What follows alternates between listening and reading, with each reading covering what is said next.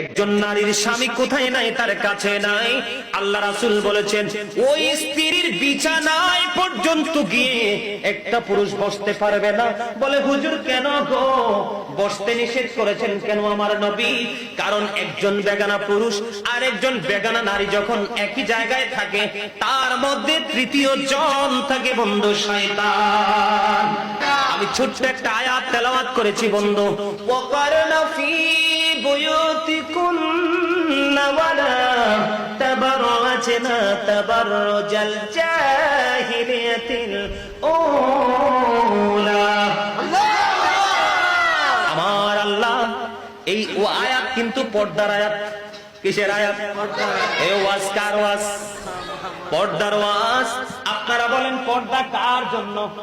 নারী পুরুষ উভয়ের জন্য। ও মা গো, শব্দি সালা একদম চমৎকার কথা বলেছে। আজীবন শুধু নারীর পর্দার ওয়াজ শুনেছে, আজকে আমি উভয়ের পর্দার ওয়াজ করব, তবে টপিক আকারে লম্বা করে নয়, কারণ এই দিকে আমার অনেক সময় পার হয়ে গেছে। শুনবেন?